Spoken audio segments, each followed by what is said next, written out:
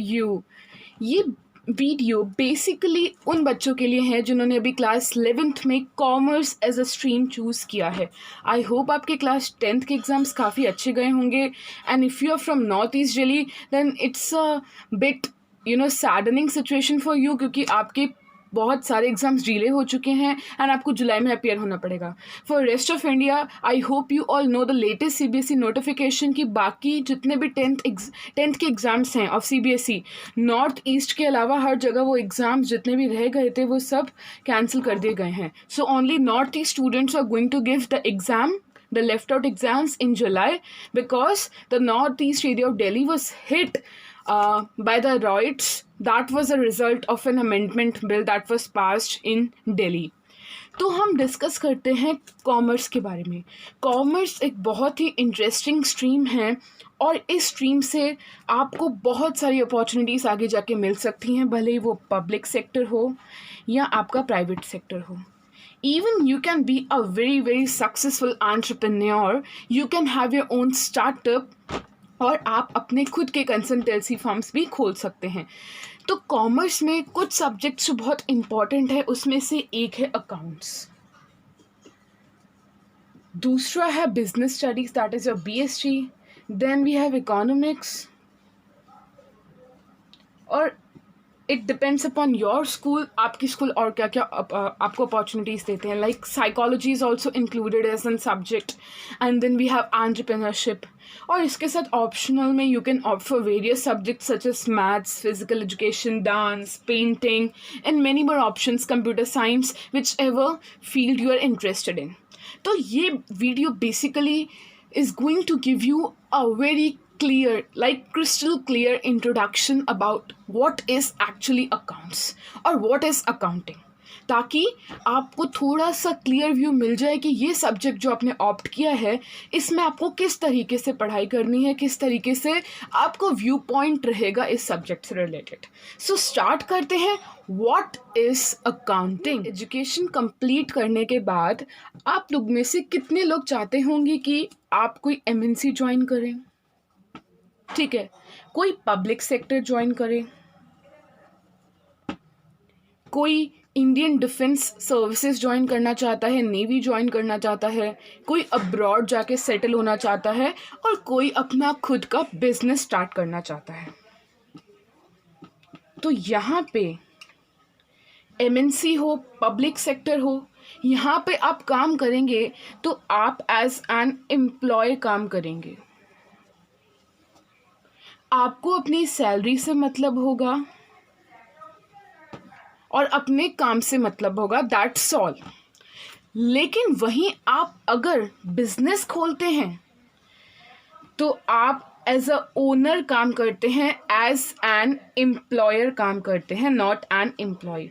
I hope you all know what is the difference between an employer and an employee. When you work for someone, when you work under a boss, that's an employee. And when you are the boss, when you are the owner of your entity, of your business, then you are an employer. तो जब आप as an employer काम करते हैं तो आपको tension होती है, अपने स्टाफ को सैलरी देनी है, अपने बिजनेस के एक्सपेंसेस मेंटेन करने हैं, अपने बिजनेस से क्या इनकम आ रही है उसका रिकॉर्ड रखना है। ये सब एज एन एम्प्लॉय आपको टेंशन नहीं है, वहाँ पे सिर्फ you are just focused to take your salary and go back home. लेकिन यहाँ पे आप ओनर की तरह काम करते हैं, तो आप अपने स्टाफ को सैलरी देंगे, बिजनेस के क्या एक्सपेंसेस हुए, क्या इनकम कमाई, क्या प्रॉफिट्स हुए, गवर्नमेंट को टैक्स भरना है, बिजनेस से आपने जो सरप्लस मनी कमाई है उसे कहीं ना कहीं इन्वेस्ट करना है, बिजनेस को हर तरीके से सही तरीके से चलाना है with following the rules and regulations. आपके साथ काफ़ी सारे पार्टनर्स जुड़ सकते हैं जिसे हम कहते हैं बिजनेस पार्टनर्स। किसी से आप उधारी लोगे, फॉर एग्जाम्पल किसी से पैसा लिया, उधारी का बिजनेस में इन्वेस्ट किया, किसी को आप उधारी दोगे। तो ये सब बातें कब होती हैं? जब आप खुद की अपनी एंटिटी खोलते हैं, खुद का बिजनेस खोलते हैं। तो बहुत बड़ा डिफरेंस आ जाता है ये जॉब करने से और खुद का ऐसा इंस्टीट्यूट खोलने से, बिजनेस खोलने से, जहाँ पे आप लोगों को जॉब देते हैं। एज एन एम्प्लॉय काम करना तो कोई टेंशन वाली बात नहीं है। आपको बिजनेस, आपको अपने ऑर्गेनाइजेशन के अकाउंट्स, प्रॉफिट, सैलरी, एक्सपेंसेस, इन सब से मतलब नहीं है। आपको मतलब है अपनी सैलरी से। लेकिन वहीं आप एक एज अ बिजनेस ओनर काम करते हैं, so you are very much concerned about all these things. तो फिर बात करते हैं बिजनेस की, कि बिजनेस में ये सारी चीज़ें कैसे बिजनेसमैन इफेक्टिवली मैनेज कर सकता है। अब फॉर एग्जाम्पल अज्यूम कीजिए हैं बिजनेस से और जानते हैं कि how the term accounting is related to business. Now assume कि आप अपनी स्टडीज कंप्लीट करने के बाद एक खुद का बिजनेस स्टार्ट करना चाहते हैं। फॉर एग्जाम्पल आप खुद का एक कैफे खोलना चाहते हैं। Okay, now you can name anything like cool cafe और hang out cafe, anything which you want. और इस कैफे में आपका मेन स्पेशलिटी क्या है? You are going to sell the best pizzas in the town. अब आप अपना जहाँ पे शॉप खोलना चाहते हैं वहाँ पे आपको एक शॉप कंस्ट्रक्ट करानी पड़ेगी। उससे पहले आपको लैंड लेना पड़ेगा। शॉप का इंटीरियर बहुत सुंदर होना चाहिए। कैफ़े आपका एकदम लाइक लग्जरियस लगना चाहिए कि लोग अट्रैक्ट हो। ठीक है, नेक्स्ट थिंग, आपका स्पेशलिटी क्या है? आप बहुत अच्छे पिज़्ज़ाज देने वाले हैं अपने कस्टमर्स को। So you need everything related to pizza like the oven. Okay, oven तो एक बेसिक चीज़ हो गई, मशीन हो गई। Next thing is refrigerators you would want.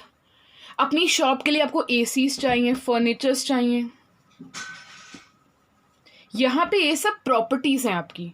AC आप खरीद के ला रहे हैं, फर्नीचर्स खरीद के ला रहे हैं, आपने एक सैनिटाइज़र मशीन इंस्टॉल करी है, वाटर ड्रिंकिंग फैसिलिटीज़ इंस्टॉल की है अपने कैफ़े में। So these are just like your properties जो आप 6-7 साल के लिए कम से कम अपने बिजनेस में रखेंगे।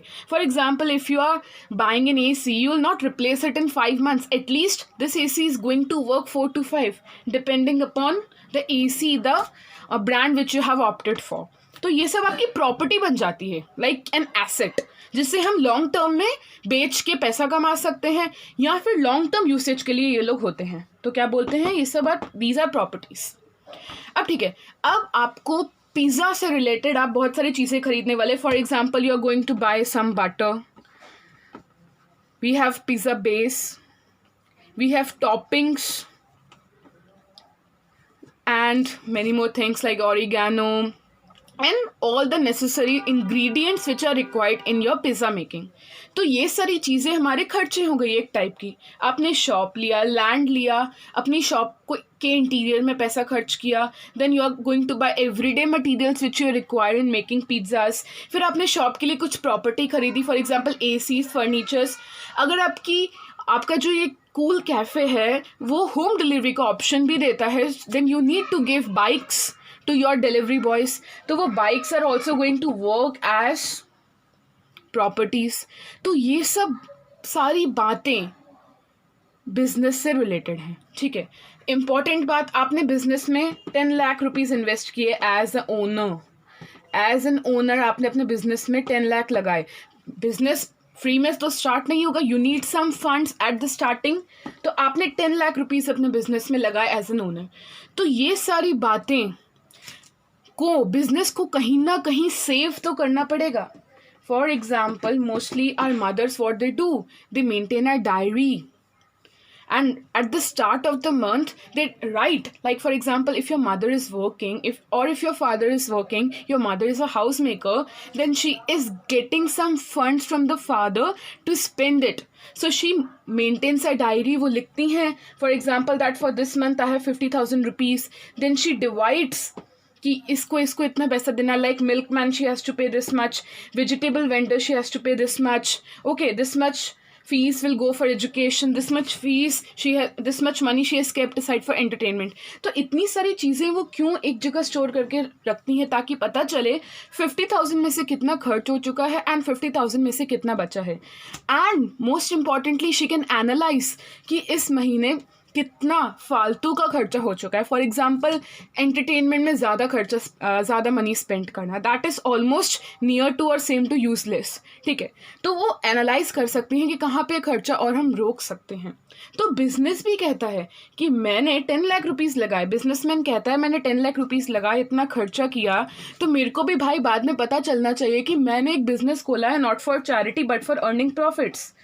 तो ये सब खर्चा करने के बाद बिजनेस को कितना प्रॉफिट हुआ, कितने कस्टमर्स आए, कितने पिज़्ज़ास बेके, एक एक पिज़्ज़ा की कॉस्टिंग 400 रखी, तो at the end of the day हमने कितना कमाया। यानी कि फॉर एग्जांपल एक पिज़्ज़ा 150 रुपीज़ में बनता है और उसे 300 में बेचा है, और ऐसे कम से कम एक दिन में 50 कस्टमर्स आए हैं। तो बिजनेस ऑब्वियसली जानना चाहेगा, बिजनेसमैन जानना चाहेगा कि पिज़्ज़ा हमें पड़ा था सिर्फ 150 का, हमने बेचा 300 में, तो आज टोटल कितना प्रॉफिट हुआ। तो ये सब बातें, इसका मतलब कहीं ना कहीं लिखनी ज़रूरी हैं, ये सब खर्चे लिखने ज़रूरी हैं, जिससे हम बाद में माइनस कर सकते हैं अपने प्रॉफिट से और बता सकते हैं कि नेट प्रॉफिट कितना है। तो इन नट शेल मम्मी भी डायरी में रिकॉर्ड करती हैं सारे खर्चे, टोटल फंड्स कितने मिले वो भी रिकॉर्ड करती हैं, जितने खर्चे हुए वो भी रिकॉर्ड करती हैं। क्यों? So that she can see कि कितना पैसा बचा और कहाँ कहाँ और खर्चा हम रोक सकते हैं। बिजनेस भी सेम यही चाहता है कि कितने फंड्स आए, कितना खर्चा हुआ, कितना प्रॉफिट कमाया। अब ये सब बातें बिना रिकॉर्ड करे अगर businessman at the end of the month सोचने बैठेगा कि मैंने कितने पिज़्ज़ा बेचे, मैंने कितने का एसी खरीदा था, मैंने कितने का फर्नीचर खरीदा था, मैंने इस महीने कितने का पिज़्ज़ा बेसिस खरीदे हैं, कितने का बटर खरीदा है, कितने की टॉपिंग्स खरीदी हैं, तो वो बिल्कुल रिमेंबर नहीं कर पाएंगे। सो in order to remove this necessity of remembering these business activities, ये सब business activity तो है, 10 लाख रुपीज़ आए, पिज़्ज़ा शॉप खरीदी, लैंड खरीदा, these are all activities related to business, तो इन्हें कहते हैं बिजनेस एक्टिविटीज़। और अकाउंट्स की लैंग्वेज में अगर आपको मैं बहुत ही अच्छा टर्म दूं तो ये बिजनेस एक्टिविटीज़ को क्या बोला जाता है? ये बिजनेस एक्टिविटीज़ को बोला जाता है ट्रांजैक्शंस। तो बिजनेस कहेगा इतनी सारी ट्रांजैक्शंस, बिजनेसमैन कहेगा, बिजनेस तो बातचीत कर ही नहीं सकता, बिजनेसमैन कहेगा इतनी सारी ट्रांजैक्शंस रिकॉर्ड करना मेरे बस की बात नहीं है, मेरे को इन सब ट्रांजैक्शंस को कहीं ना कहीं स्टोर करना पड़ेगा। तो सारी ट्रांजैक्शंस को कहीं ना कहीं स्टोर करना, फिर बाद में एनालिसिस करना कि कितना कमाया है, कितना खर्चा हुआ है, उससे ही बोलते हैं अकाउंटिंग, जिसे हिंदी में हम क्या बोलते हैं? हिसाब किताब। So every businessman wants that all the transactions related to business should be stored, saved, or you can say recorded somewhere, ताकि बाद में वो अपनी सारी इनकम एक्सपेंसेस को कंपेयर करके ये पता लगा ले कि उससे लॉस हुआ है और प्रॉफिट हो या फिर प्रॉफिट हुआ है। लॉस हुआ है तो वो उन बातों को इग्नोर कर सकता है जो उसे आगे रिपीट नहीं करनी है। फॉर एग्जांपल अगर उसे अप्रैल के मंथ में लॉस हुआ है तो वो पता कर सकता है कि उसके खर्चे कहाँ ज़्यादा हो गए हैं, नेक्स्ट महीने वो खर्चों को कट करने की कोशिश करेगा। प्रॉफिट हुआ है तो वो देखेगा कि उसने पिज़्ज़ा की प्राइसिंग कैसी रखी है कि कस्टमर्स भी बहुत आ रहे हैं और प्रॉफिट भी हो रहा है, तो वो उस प्राइस को मेंटेन करेगा। सो कहीं ना कहीं आपको रिकॉर्ड करना पड़ेगा, because it is not possible to store everything in our little memory. So to obviate or to remove the need of memorizing these business transactions को कहीं स्टोर कर लिया जाता है और इसी प्रोसेस को बोला जाता है accounting. What we say? Accounting. It's nothing but in the layman's language it is just हिसाब किताब। एक बार वापस चलते हैं आपके बिजनेस पर। आपने खोला है एक पिज़्ज़ा हट। मैंने जैसे कि आपको बताया, आपने लैंड लिया फॉर एग्जाम्पल ₹20 लाख का। अब आप ये सोचेंगे कि इन्वेस्ट तो 10 लाख ही किया था, 20 लाख का लैंड कहाँ से लिया? तो हमने 10 लाख का कहीं ना कहीं लोन लिया है। Okay, 10 lakh was the capital which I invested, लेकिन सब कुछ मैं अपनी जेब से निकाल दूंगी तो मेरे घर पे एक पैसा नहीं बचने वाला। So I need to take some loans from my bank, और वहाँ से भी मैं फंड्स अरेंज करके इन्वेस्ट कर सकती हूँ। तो मैंने लैंड परचेज किया 20 लाख का, ठीक है। शॉप कंस्ट्रक्ट की नियर अबाउट यू कैन से 15 लाख। ओके, मैं रोज़ पिज़्ज़ा के मटेरियल्स खरीद रही हूँ जिसका एवरेज डेली बेसिस पे खर्चा आ जाता है ₹4000 प्लस मेरे शॉप में, मेरे कैफ़े में जो मेरा मैनेजर है, he is an IIM pass out, ठीक है, and he is very very well experienced and he has already worked with some other MNCs और outlets in major cities. Okay, तो अब मेरे पास बहुत सारी बातें हो गई बिजनेस से रिलेटेड। लैंड 20 लाख का, शॉप 15 लाख की, पिज़्ज़ा के प्रोडक्ट्स 4000 के, मैनेजर IIM का, ठीक है। अब मैंने एक अकाउंटेंट हायर किया और मैंने बोला कि भाई तुम मेरा पूरा हिसाब किताब रखो पिज़्ज़ा हब का। तो वो कहेगा ठीक है, मैं पहले तुम्हारी बिजनेस से रिलेटेड एक्टिविटीज़ जानना चाहता हूँ, because I have already told you business activities यानी कि ट्रांजैक्शन, और ट्रांजैक्शन का हिसाब किताब रखा जाता है। तो first of all my accountant will look for the transactions of the business. वो देखेगा, हाँ ये वाली ट्रांजैक्शन रिकॉर्ड होनी चाहिए, हाँ शॉप खरीदी है ये भी रिकॉर्ड होनी चाहिए, अच्छा पिज़्ज़ा के रोज़ मटीरियल्स 4000 के आते हैं ये भी रिकॉर्ड होना चाहिए। फिर कहेगा ये क्या लिखा है, वो मेरे पास आएगा कि ये क्या लिख रखा है तुमने, मैनेजर IIM। मैंने बोला कि अरे मैंने रिकॉर्ड किया है, ये भी तो बिज़नेस से रिलेटेड है कि मेरे शॉप में, मेरे बिज़नेस में मैनेजर काम करता है, वो IIM पास आउट है and he is very very well experienced. वो कहता है होगा वो वेल एक्सपीरियंस्ड, होगा वो बहुत ज़्यादा प्रोफेशनल, लेकिन अकाउंट्स में क्वालिटेटिव बातों का कोई मतलब नहीं है। What he will say to me कि in accounts, in accounting procedures we are not concerned about the qualitative aspects। आपका मैनेजर IIM से हो या फिर कोई गवर्नमेंट कॉलेज का पास आउट हो, हमें मतलब है सिर्फ उन बातों से जिसे हम मॉनिटरी टर्म्स में काउंट कर सकते हैं। तो एक बहुत बड़ी बात निकल के आती है कि सिर्फ ट्रांजैक्शंस रिकॉर्ड नहीं होती हैं, this is also a transaction because it is related to business. What are transactions? What is the meaning of transactions? Business related activities.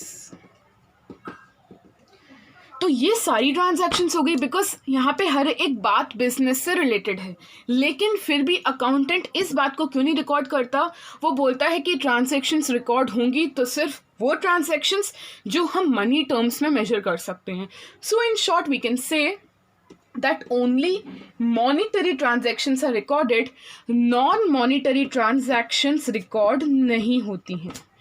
तो अकाउंटिंग क्या बोलती है कि हमें सिर्फ उन ट्रांजैक्शन से मतलब है जो हम मनी टर्म्स में रिकॉर्ड कर सकते हैं, मनी टर्म्स में मेजर कर सकते हैं। हम मैनेजर की वेल एक्सपीरियंस की क्वालिटी मॉनिटरी टर्म्स में मेजर नहीं कर सकते कि फॉर एग्जांपल ₹10,000 एक्सपीरियंस है, नॉट एट ऑल पॉसिबल।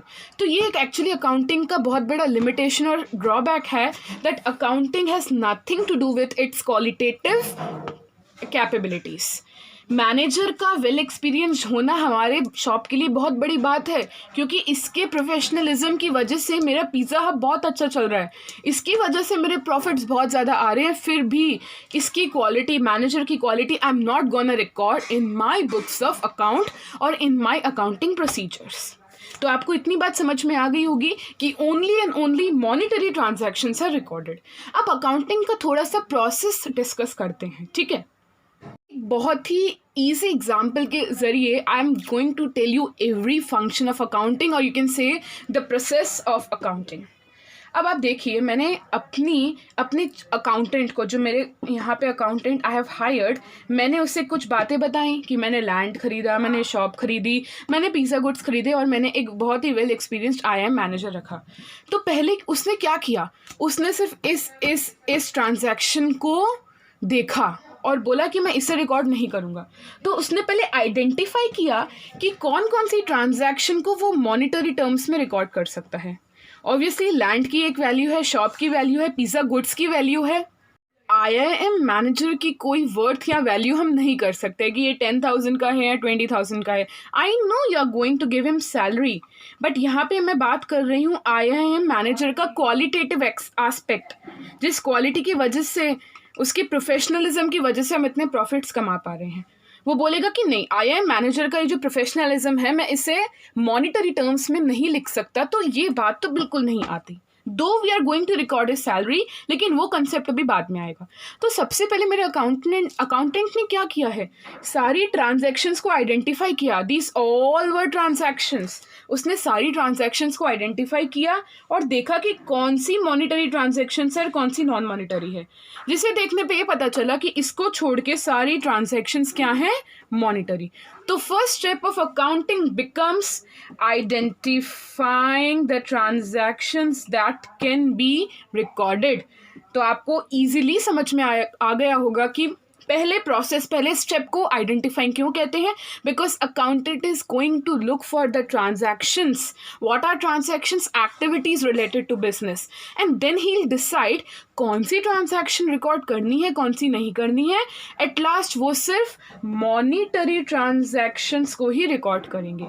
तो what is the first step in the process of accounting, identifying. My accountant can measure these things. कैसे, लैंड को वो मेजर कर सकता है कि 20 lakhs का है, शॉप को वो मेजर कर सकता है कि it's of 15 lakhs, and pizza goods को वो मेजर कर सकता है इट्स ऑफ 4000।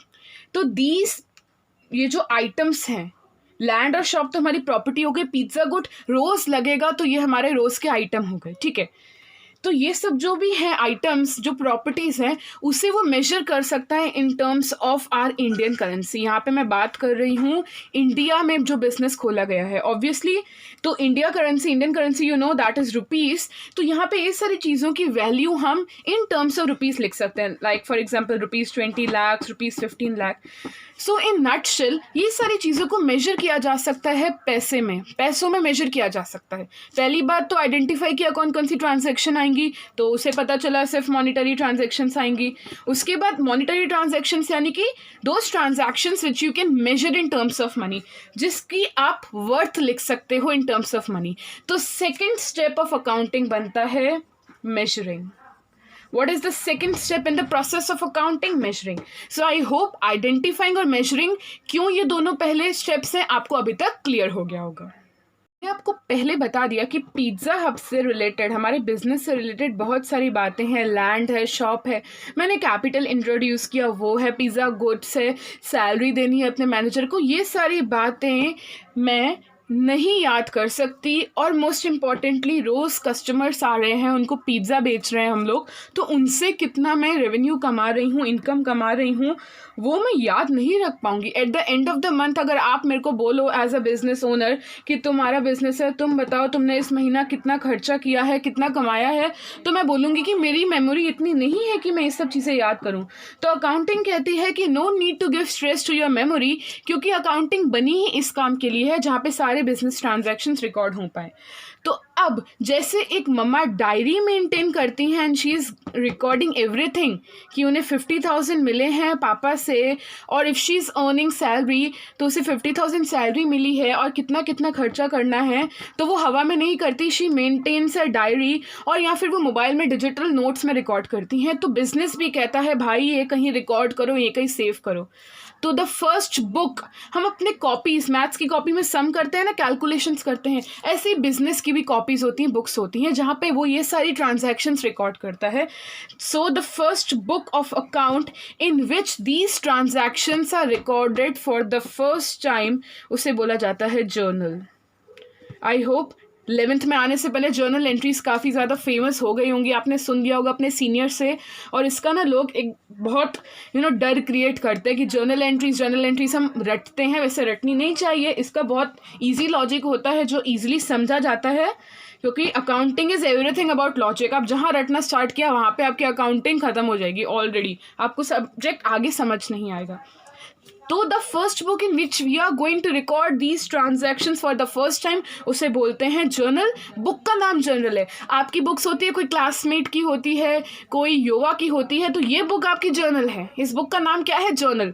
और यहाँ पे आप एंट्रीज पास करते हो, एंट्रीज हम बाद में सीखेंगे। आप सिंपल समझिए कि यहाँ पे हम ट्रांजैक्शंस रिकॉर्ड करते हैं, ये सारी बिजनेस रिलेटेड एक्टिविटीज़ रिकॉर्ड करते हैं जिस बुक में, उसे बोला जाता है जर्नल। और यहाँ से निकल के आता है हमारा तीसरा step in the process of accounting, that is recording. So till now we have discussed identifying the monetary transactions. Next is measuring. Why measuring? Because monetary transactions can be measured in terms of money. Third चीज़ है, जब सब कुछ आपने identify कर लिया, major कर लिया, अब आप याद तो रख नहीं सकते, you have to record somewhere in the book. तो बुक्स ऑफ अकाउंट, इसका नाम है जर्नल, यानी कि the first book of account in which these transactions are recorded for the first time. आप इसे प्राइमरी बुक भी कह सकते हो। प्राइमरी मतलब होता है initial, something very very basic. So this is the basic book. और हमारा थर्ड स्टेप ऑफ अकाउंटिंग बनता है रिकॉर्डिंग। रिकॉर्डिंग क्यों? क्योंकि आपने ये सारी ट्रांजैक्शंस यहाँ पे रिकॉर्ड की है, सेव की है, स्टोर की है। तो यहाँ पे हमारा ऑफिशियल टर्म क्या है बोलने का? रिकॉर्डिंग। बोलता है कि तुम जर्नल में सब कुछ रिकॉर्ड करे जा रहे हो। तुम क्या क्या रिकॉर्ड कर रहे हो? आप जो शॉप खरीद रहे हैं उसकी भी वैल्यू, लैंड खरीद रहे हैं उसकी भी वैल्यू, पिज़्ज़ा के गुड्स खरीद रहे हैं उसकी भी वैल्यू, एसी खरीद रहे हैं उसकी भी, फर्नीचर खरीद रहे हैं उसकी भी, कैपिटल भी जो ओनर दे रहा है वहाँ वो भी तुम एक ही बुक में रिकॉर्ड कर रहे हो। ओनर से अलग उनके फ्रेंड्स जो मनी दे रहे हैं वो उधारी भी, लाइबिलिटीज़ भी तुम वहीं पे रिकॉर्ड कर रहे हो। तो ये बुक कितना हेफ्टी हो जाएगा। बाद में आप अगर मंथ में भी खोल के देखेंगे तो सारी ट्रांजैक्शंस एकदम मिक्स लगेंगी। ऐसा नहीं होगा कि एक पेज पे सारी पिज़्ज़ा गुड से रिलेटेड ट्रांजैक्शंस है, एक ही पेज से सारी प्रॉपर्टी से रिलेटेड ट्रांजैक्शन है, या एक ही पेज पे सारी लाइबिलिटी से रिलेटेड ट्रांजैक्शन है। ऐसा नहीं होगा, सब मिक्स होगा। किसी पेज पे कहीं पिज़्ज़ा के गुड्स के बारे में लिखा है तो नीचे ही कैपिटल आ जाएगा, फिर नीचे ही शॉप आ जाएगा, नेक्स्ट पेज पे कहीं फर्नीचर आ जाएगा, कहीं एसी आ जाएगा। तो वेल मैनेज नहीं लगेगा, सिस्टमैटिक काम नहीं लगेगा। तो अकाउंटिंग कहता है कि इस बुक में तुमने हर चीज़ तो रिकॉर्ड कर ली, अब इसके बाद बाइफरकेशन करो। बाइफरकेशन यानी कि क्लासिफिकेशन करो। एक अकाउंट बनाओ। अकाउंट आप छोड़ दो, अभी आप सिंपल समझो। बाइफरकेशन यानी कि आप एक सेपरेट जगह बनाओ जहाँ पे आप सिर्फ प्रॉपर्टीज़ के बारे में लिखेंगे। आप एक सेपरेट जगह बनाओ जहाँ पे आप सिर्फ पिज़्ज़ा रिलेटेड गुड्स के बारे में लिखेंगे। आप एक सेपरेट जगह बनाओ जहाँ पे आप सिर्फ कैपिटल के बारे में लिख रहे हैं। सेपरेट जगह बनाओ जहाँ पे आप लाइबिलिटीज़ के बारे में लिख रहे हैं। अब बिजनेस का एक अकाउंट भी खुला होगा बैंक में ऑब्वियसली, तो उस अकाउंट में कैश बैलेंस में, बैंक बैलेंस में जो चेंजेस आ रहे हैं उसका एक सेपरेट जगह बनाओ। तो इन शॉर्ट रिकॉर्डिंग करते हैं हम जनरल के थ्रू। उसके बाद बिजनेस कहता है कि एक जगह सब कुछ रिकॉर्ड करने के बाद इन्हें क्लासिफाई कर दो इनके नेचर के हिसाब से। प्रॉपर्टीज़ एक जगह, पिज़्ज़ा गुड्स रोज लगते हैं वो एक जगह, ठीक है, कैपिटल एक जगह, कैश बैंक बैलेंस एक जगह।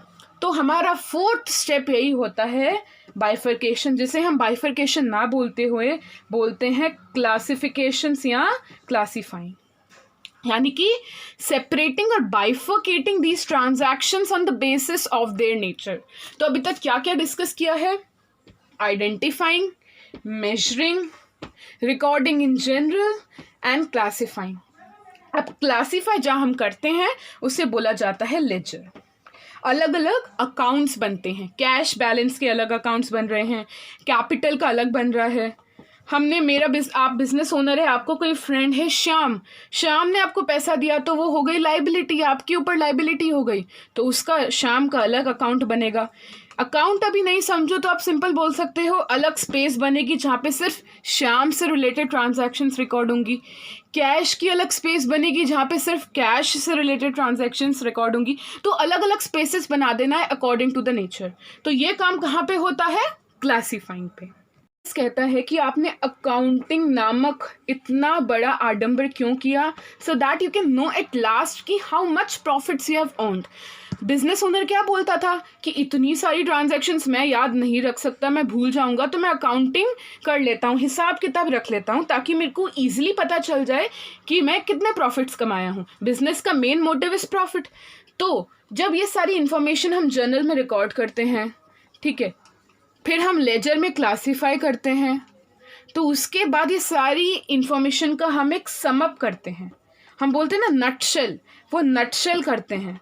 और एक बेटर वर्ड बोलूँ तो हम समराइज करते हैं। एक चैप्टर की हम समरी लिखते हैं ना, तो इसी हिसाब से हम ये सारी ट्रांजैक्शंस की समरी निकालते हैं कि फाइनली कितना गया और कितना हाथ में बचा, यानी कि कितने एक्सपेंसेस हुए, कितनी इनकम हुई, और एट लास्ट कितना प्रॉफिट आया हाथ में कि या फिर लॉस हो गया हमें। तो ये सब चीज़ें हमने क्या की, लास्ट में समराइज की। तो हमारा नेक्स्ट स्टेप क्या बनता है? Summarisation, summarising, you can say analysing or you can say interpreting. It's one and the same thing. और ये सब समराइजेशन करने के बाद आपने सुना होगा अपने पेरेंट्स से कि आपके पेरेंट्स ने कंपनीज में शेयर्स खरीदे हैं. फॉर एग्जांपल रिलायंस में खरीदे हैं, बिरला में खरीदे हैं, कोटक महिंद्रा में खरीदे हैं. हम शेयर्स में पैसा इन्वेस्ट करते हैं. यानी कि अब आपने अपने पेरेंट्स से सुना होगा कि आपके पेरेंट्स ने शेयर्स में पैसा इन्वेस्ट किया है. ठीक है, तो शेयर्स में पैसा इन्वेस्ट हम कैसे करते हैं? कोई डूबती हुई कंपनी है तो हम क्या उस कंपनी में पैसा लगाते हैं? Obviously not. हमें पता है ये डूब जाएगी, हमारा पैसा लेके डूब जाएगी. हम सिर्फ उन कंपनीज में पैसा लगाना चाहते हैं जो ग्रो कर रही हैं, ताकि हमने जो शेयर्स खरीदा है, शेयर्स का कंसेप्ट अभी आपको डिटेल में समझाया जाएगा कि हमने जो शेयर्स खरीदा है उसकी वैल्यू बढ़े. फॉर एग्जाम्पल सिंपल सी बात है, मैं आपको शेयर्स का एक छोटा सा एग्जाम्पल देती हूँ. आपका बिजनेस है पिज्ज़ा हब का. ठीक है, आपके फ्रेंड ने 1 लाख लगाए हैं, आपने 2 लाख लगाया है, किसी ने 3 लाख लगाया है, आपके 3-4 फ्रेंड्स हैं उन्होंने ऐसा पैसा लगाया है. अब अगर पिज़्ज़ा 50,000 से डायरेक्टली जंप करता है, 1 लाख प्रॉफिट कमाता है, तो आपको प्रॉफिट ज़्यादा मिलेगा कि नहीं? पहले 50,000 कमाता था, अब पिज़्ज़ा हब आपका जो बिजनेस है वो 1 लाख प्रॉफिट्स कमा रहा है. तो 3:2:1 के रेशियो में आप प्रॉफिट्स बांट लेंगे. तो प्रॉफिट्स बढ़ेंगे तो आपका इनकम भी बढ़ेगा. सिमिलरली शेयर्स के साथ है. अब इनकम क्यों बढ़ रहा है? क्योंकि बिजनेस बढ़ रहा है, बिजनेस ज़्यादा प्रॉफिट्स कमा रहा है. सिमिलरली शेयर से भी वही बात है, जो कंपनी बढ़ेगी उसके शेयर्स की वैल्यू भी बढ़ेगी. ठीक है, तो हम लोग किसी भी कंपनी में पैसा लगाने से पहले उसका पहले बैकग्राउंड देखते हैं कि कैसा इसका ग्रोथ पोटेंशियल कितना है. तो ये बैकग्राउंड हमें अकाउंटिंग से पता चलता है.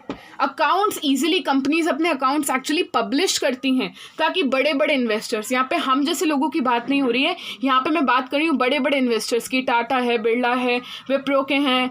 तो ये सब बड़े बड़े इन्वेस्टर्स किसी भी कंपनी में इन्वेस्ट करने से पहले अकाउंट्स चेक करते हैं कि ये कंपनी का कितना ग्रोथ पोटेंशियल है, और वो अकाउंट्स पे डिपेंडेंट रह के वो सोचते हैं इस कंपनी में पैसा लगाना है कि नहीं. आज मैं पिज़्ज़ा हब का बिज़नेस खोल के बैठी हूँ. मैं अपने एक बहुत ही अच्छे फ्रेंड से बोलती हूँ कि भाई तुम मेरे बिज़नेस में पैसा लगाओ, बड़ा प्रॉफिट्स कमाती हूँ मैं, तुमसे भी शेयर करूँगी. अब वो मेरी बात तो मानेगा क्या? वो सबसे पहले बोलेगा तुम अपने अकाउंट्स दिखाओ, मैं अकाउंट्स से पता कर लेता हूँ तुमने कितने प्रॉफिट्स कमाए हैं अभी तक. और अगर उसे दिखता है कि मेरा हर साल का टर्नओवर काफ़ी अच्छा है, मेरा कम से कम हर साल पिज़्ज़ा हट से 1 करोड़ से ऊपर मैं कमा रही हूँ प्रॉफिट्स, तो वो खुशी खुशी मेरे बिजनेस में इन्वेस्ट कर देगा, क्योंकि उसे पता है कि अगर 1 करोड़ में प्रॉफिट साल में कमा रही हूँ तो उसको भी काफ़ी अच्छा प्रॉफिट शेयरिंग मिलेगी. तो अकाउंटिंग इन्फॉर्मेशन का एक बहुत बड़ा एस्पेक्ट है कि अकाउंटिंग हम जो इतना बड़ा प्रोसीजर करते हैं ये बहुत इम्पॉर्टेंट बन जाता है जब इन्वेस्टर्स अकाउंट्स को यूज़ करते हैं बिजनेस की इन्फॉर्मेशन निकालने में. और अकाउंट्स की इन्फॉर्मेशन अगर ये कहती है कि ये बिज़नेस पिज़्ज़ा हब का बहुत अच्छा चल रहा है, तो बहुत सारे इन्वेस्टर्स पिज़्ज़ा हब से जुड़ना चाहते हैं, क्योंकि हमारा अकाउंट्स कहता है कि हमारा बिज़नेस जब से खुला है काफ़ी ज़्यादा सक्सेसफुल है और हम प्रॉफिट कमा ही जा रहे हैं. तो अकाउंटिंग, समराइजिंग एंड इंटरप्रेटिंग क्या हो गया? हमने निकाला कि प्रॉफिट कमाए कि लॉस. उसके बाद हम बड़े बड़े इन्वेस्टर से अपनी अकाउंटिंग इन्फॉर्मेशन से शेयर करते हैं, बांटते हैं, कम्युनिकेट करते हैं, ताकि वो हमारी बिजनेस में इंटरेस्टेड हो और हमें फंड्स दें. तो last but not the least क्या बनता है स्टेप? कम्युनिकेटिंग. क्योंकि इतना इन्फॉर्मेशन का एनालिसिस करके अलमारी में बंद कर देना, that is not the main thing. ये एक्चुअली इन्फॉर्मेशन इसलिए भी निकाली जाती है, ये प्रॉफिट एंड लॉस की इन्फॉर्मेशन इसलिए भी निकाली जाती है कि अगर लॉन्ग टर्म में हमें फंड्स की ज़रूरत हो तो हम अपनी इन्फॉर्मेशन को कम्युनिकेट करें बड़े बड़े इन्वेस्टर्स से, ताकि उन्हें पता चले कि हमारा बिजनेस कितना बढ़िया प्रॉफिट्स कमा रहा है और वो सामने से आके हमें क्या दें? फंड्स दें. सो आई होप आपको सारे के सारे स्टेप बहुत ही डीपली क्लियर हो गए होंगे कि अकाउंटिंग कैसे की जाती है. स्टेप्स मैंने यहाँ पे लिख दी हैं. First is identifying the transactions, जिससे पता चलता है कि सिर्फ मॉनिटरी ट्रांजैक्शंस रिकॉर्ड होने वाली हैं. नेक्स्ट है मेजरिंग, यानी कि ट्रांजैक्शंस को मनी वर्थ में मेजर करना. Next is recording in journal, that is the primary book in which the transactions are recorded for the first time. Next हमारा है क्लासीफाइंग, यानी कि हर टाइप की ट्रांजैक्शन को हम एक जगह रिकॉर्ड कर देते हैं जनरल में, लेकिन वहाँ से जर्नल में से हम क्या करते हैं? बाइफरकेट करते हैं अकॉर्डिंग टू द नेचर. जो हम क्लासीफाई करते हैं उसे लेजर बोला जाता है. फिर हम अपनी अकाउंटिंग इन्फॉर्मेशन को समराइज करते हैं, प्रॉफिट हुआ या लॉस हुआ. यानी कि कंक्लूजन निकालते हैं एक टाइप का। उसके बाद हम अपनी अकाउंटिंग इन्फॉर्मेशन को इन्वेस्टर्स के साथ शेयर करते हैं। इन्वेस्टर्स ही नहीं, बहुत सारे लोग हैं जो अकाउंटिंग इन्फॉर्मेशन का यूज़ करते हैं, हम आगे पढ़ेंगे। लेकिन for the time being you understand कि इन्वेस्टर से अकाउंटिंग इन्फॉर्मेशन शेयर करना, ताकि उन्हें पता चल सके हमारी कंपनी कितने अच्छे प्रॉफिट्स बना रही है, कितने अच्छे प्रॉफिट्स कमा रही है, ताकि वो सामने से अपने फंड्स हमें देने को तैयार हों। तो यहाँ पे आप एक एग्जांपल अभी ले लीजिए कि वी कम्युनिकेट और share our accounting information with investors. अब एक बहुत इंटरेस्टिंग आपको बात बताती हूँ। आपके रिलेटिव्स घर पर आते हैं, वो पूछते हैं आप कैसे हो, how are you, then what you reply, I am fine. तो आप इंग्लिश और हिंदी लैंग्वेज के जरिए उनसे कम्युनिकेट करते हैं, लाइक थ्रू इंग्लिश और Hindi language you communicate with your near and dear ones. ऐसे ही कोई बंदा बिजनेस से पूछता है तुम कैसे हो, तो बिजनेस कहता है मेरे से बात मत करो, तुम मेरी बुक्स देख लो कि मैं प्रॉफिट कमा रहा हूँ कि लॉस। अब ये बुक्स किस प्रोसेस से प्रिपेयर की गई हैं? अकाउंटिंग प्रोसेस से। सो इसलिए कहा जाता है कि accounting is language of business. हमारी लैंग्वेज है इंग्लिश हिंदी जिसमें हम कम्युनिकेट करते हैं, ऐसे ही बिजनेस की लैंग्वेज है अकाउंटिंग जिसमें वो कम्युनिकेट करता है। कम्युनिकेट मतलब बताता है कि मैंने प्रॉफिट कमाया है कि लॉस कमाया है। आई होप आपको अकाउंटिंग का बहुत अच्छा एक ओवरव्यू मिला होगा एक्चुअली व्हाट इज अकाउंटिंग और बिजनेस के लिए अकाउंटिंग क्यों इंपॉर्टेंट है। First of all the very basic thing is because a business owner can not memorise each and every transaction. एक इम्पॉर्टेंट बात, अकाउंटिंग के हिसाब से, अकाउंटिंग के व्यू पॉइंट से, मैं अगर पिज़्ज़ा हब खोलती हूँ सो मी यानी कि मैं और पिज़्ज़ा हब दोनों डिफरेंट एंटिटी रहेंगी, यानी कि पिज़्ज़ा हब अलग रहेगा, मैं अलग रहूँगी। एग्जाम्पल देती हूँ, अंबानीज हैं, okay, like we talk about Mukesh Ambani, उसकी कंपनी है रिलायंस। तो कंपनी का नाम क्या है? अंबानी लिमिटेड और रिलायंस इंडस्ट्रीज लिमिटेड। इससे पता चलता है Ambani is a separate person and Reliance industries limited is a separate entity. दोनों अलग अलग बातें हैं, कभी भी अकाउंटिंग उन दोनों को अलग नहीं मानती। तभी अगर मैं पिज़्ज़ा हब खोलती हूँ और मैंने आज घर पे 200 रुपीज़ की वेजिटेबल खरीदी है, तो वो कभी भी पिज़्ज़ा हब की बुक्स में रिकॉर्ड नहीं होगा। अब जब मैं बुक्स में रिकॉर्ड होने की बात कहती हूँ, आपको अच्छे से समझ में आ जाना चाहिए कि मैं किसकी बात कर रही हूँ, ट्रांजैक्शंस की रिकॉर्डिंग की जो जनरल में की जाती है।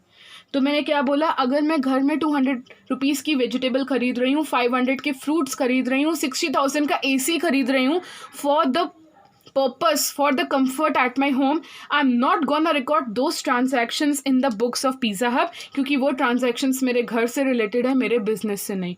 वो सब्जी Pizza Hub नहीं खाने वाला है, वो fruits Pizza Hub use नहीं करेगा, वो AC मेरे घर वाले use करेंगे, Pizza Hub use नहीं करेगा।